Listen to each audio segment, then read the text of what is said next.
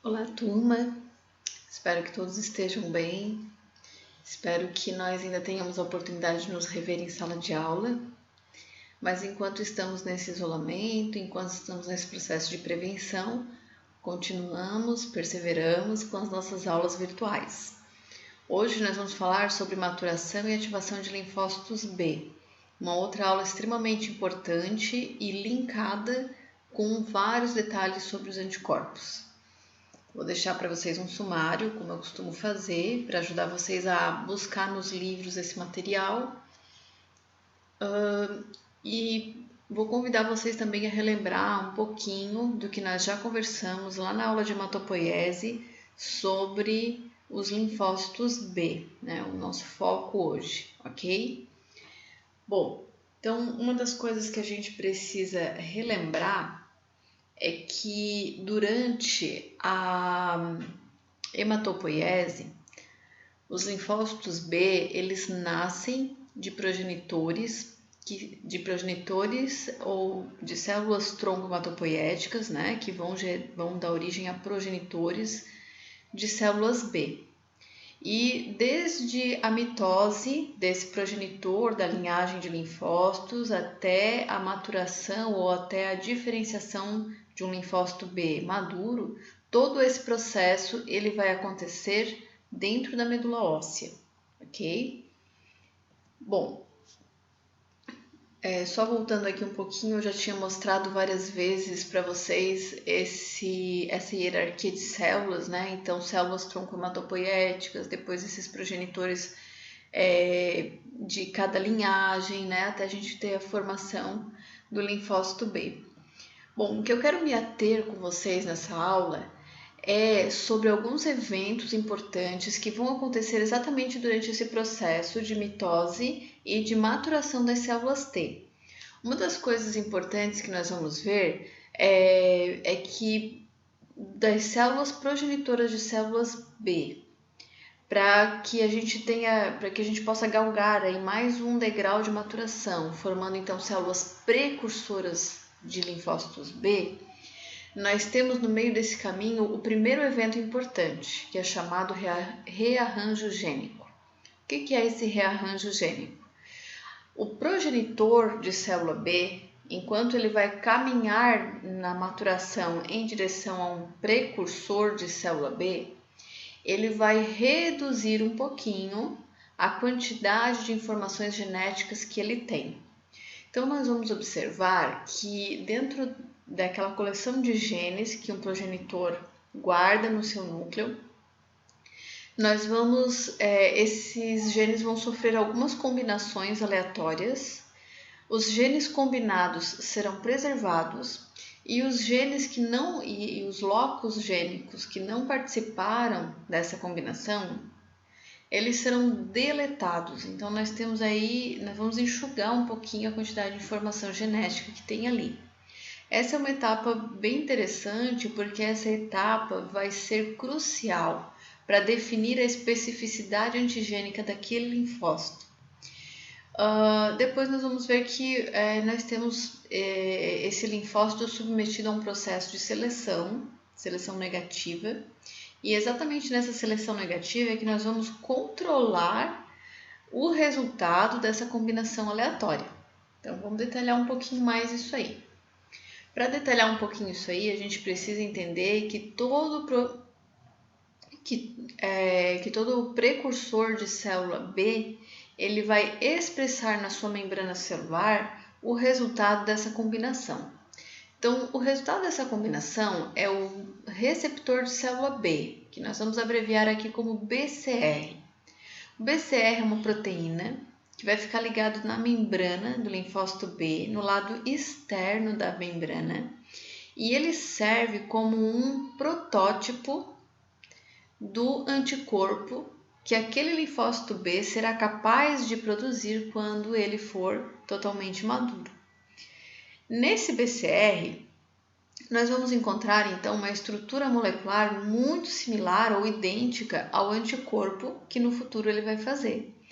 E como a gente já viu um pouquinho, né, desde a disciplina de bioquímica, né, não sei se vocês vão lembrar, mas a gente já falou um pouquinho sobre essa estrutura, então nós conhecemos que essa estrutura do anticorpo e agora do BCR, ela é formada por 4 cadeias proteicas, sendo 2 cadeias pesadas e 2 cadeias leves. As cadeias leves, elas podem ser do tipo kappa ou do tipo lambda. E elas são codificadas por genes V e genes J e ainda pelos genes C. Então, as porções variáveis da cadeia leve, deixa eu sinalizar aqui para vocês nessa figura, vamos ver se eu consigo usar o cursor aqui. Então, aqui a gente tem uma porção variável, olha, da cadeia leve. Ela é codificada pelos genes V e os genes J.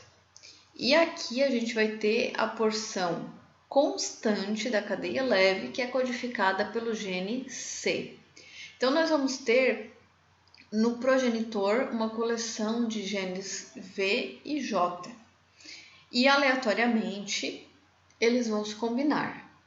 Então, eu vou ter um gene J e um gene V combinado entre si e combinado também com a cadeia C. Os demais serão deletados. E aqueles que ficaram preservados porque combinaram entre si, são aqueles que vão codificar exatamente essa porção variável da cadeia leve. E isso vai acontecer também com a cadeia pesada. Então, olha lá. Na cadeia pesada, nós também temos aqui uma porção variável pequena, né? E depois aqui 3 subunidades proteicas de cadeia pesada. Então, o H de pesada, o C de constante, 3 subunidades constantes de cadeia pesada e aqui uma subunidade da cadeia pesada que é variável. Então, nós também temos no progenitor uma coleção de alelos dos genes V, D e J. E aleatoriamente, um alelo de cada um desses genes vão combinar entre si e os demais serão deletados. E vão combinar também com o gene C da cadeia constante. Então, essa combinação é que vai codificar, é que vai determinar a estrutura molecular dessa cadeia pesada. Quando o BCR é montado, quando as 4 cadeias são ligadas entre si, nós vamos observar exatamente aqui no topo dessas 2 porções variáveis, né, a porção variável da cadeia leve e da cadeia pesada, exatamente aqui nesse topo, onde a gente tem as terminações amina dessa proteína, nós vamos observar que aqui vai se formar um relevo, e é esse o relevo que tem que ser complementar ao antígeno. Então, definindo esse relevo, definindo essa combinação gênica, nós vamos também ter definido a especificidade antigênica daquele linfócito B, o que ele consegue reconhecer e qual o tipo de anticorpo que ele consegue produzir. Então, observem que esse é um processo aleatório, ele é um processo que acontece lá na etapa de progenitor e quando esse processo estiver concluído, a gente já vai ter alcançado a etapa do precursor de célula B. Eu sempre falei para vocês que os linfócitos, que a nossa imunidade adaptativa consegue reconhecer até 10/10 combinações diferentes, ou até 10/10 antígenos diferentes, epítopos diferentes. Exatamente porque nós conseguimos fazer até 10/10 combinações aleatórias desses genes V, D e J para a cadeia pesada e V e J para a cadeia leve, ok? Bom, observem também que as cadeias pesadas, as cadeias constantes, né, da cadeia pesada, ela pode ter 5 variações, enquanto que a porção variável da cadeia pesada, ela pode ter até 10/10 combinações. Para a cadeia leve, a parte constante, né, então a subunidade constante da cadeia leve pode ter até 2 tipos, 2 variações, que é o kappa e o lambda, e a parte variável 10/10. Nas cadeias pesadas, essas letras gregas elas são transliteradas para o alfabeto latino-americano, e isso vai dar o nome da classe do anticorpo. Então, nós também já conhecemos que nós temos 5 classes de anticorpo: IgA, IgG, IgM, IgE e IgD. Essas letras do alfabeto latino, elas derivam dos 5 tipos de cadeias constantes pesadas que nós temos. Então, a cadeia constante alfa dá origem ao anticorpo da classe IgA, a cadeia constante gama dá origem ao anticorpo da classe IgG, epsilon a gente translitera para IgE, mi para IgM e delta para IgD, ok? Bom, esse PCR ele precisa ser expresso na membrana externa do linfócito B para que ele sofra, para que ele tenha continuidade nesse processo de seleção negativa. Essa ilustração ela está mostrando que tipo de sinalização nós temos dentro da medula óssea para que o rearranjo gênico aconteça. Então, a gente já tinha conversado lá na aula de hematopoiese que pelo menos 2 interleucinas são chamadas de hematopoiéticas, a IL-7 e a IL-3. O que essa figura está mostrando, até para a gente relembrar e aproveitar um pouquinho o conteúdo passado, é que a IL-7 é uma das sinalizações que vai induzir o linfócito B a sofrer o rearranjo gênico, né? Então, a gente vai ter uma recombinação dos genes V, D e J para estabelecer a nível de núcleo o genoma do BCR. E a partir dessa definição aqui, o linfócito B consegue então progredir nessa maturação. Vai ser chamado de precursor e vai começar a expressar o BCR, primeiramente na classe IgM e, num segundo momento, na classe IgD. Qual o papel do BCR agora? Ele tem um papel fundamental na seleção negativa. O BCR, uma vez que ele está expresso na membrana pelo lado externo, ele vai ter a capacidade de reconhecer um epítopo, aquele epítopo que foi definido lá no rearranjo gênico. E algumas moléculas acessórias vão precisar aparecer junto com esse BCR para que ele demonstre a capacidade de se ligar nesse epítopo. Então, a gente tem um antígeno que expressa um determinado epítopo, cujo relevo é complementar ao relevo do BCR lá na porção amina terminal, lá naquele sítio de ligação ao antígeno. O BCR ele não liga sozinho no antígeno, ele tem que ligar junto com o CD1. O que é o CD1? É um receptor do sistema complemento. Então, esse BCR ele consegue ligar em antígenos e se esse antígeno estiver revestido com o sistema complemento, o antígeno também vai ligar no CD21. Esse CD21, então, ele por sua vez também tem algumas moléculas acessórias, que é o CD19 e uma molécula chamada de TAPA1. Essas moléculas, então, elas têm uma porção transmembrânica mais consistente e vão conseguir induzir a nível de citoplasma a geração de segundos mensageiros. Da mesma forma, o BCR também está ligado a uma molécula acessória chamada Ig-alfa e Ig-beta, e que também tem uma porção transmembrânica mais consistente e que junto com o CD19 e o TAPA, ele vai induzir a geração de segundos mensageiros bioquímicos a nível de citoplasma, e isso vai alterar, vai levar à formação de fatores de transcrição nuclear e vai alterar o comportamento do linfócito B. Então, ele vai conseguir fazer uma resposta à presença desse antígeno. Então, a ligação cruzada do antígeno com o BCR e com o CD21 é muito interessante porque é isso que vai induzir dentro daquele linfócito uma mudança de comportamento, né? Mas vejam que esse linfócito ele ainda não está maduro, ele é um precursor de linfócito B. E sendo assim, o ambiente onde ele vive é o ambiente da medula óssea, né? O lugar onde ele nasceu e onde ele está sofrendo esse processo de maturação ou esse processo de educação. Essa ligação cruzada do BCR na sua forma IgM com um antígeno e esse antígeno também ligando no CD21, ele vai induzir a apoptose daquele linfócito B.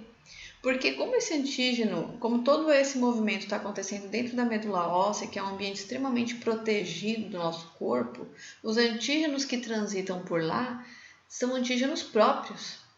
E nós não queremos que os linfócitos B autorreativos cheguem na corrente sanguínea em grande quantidade.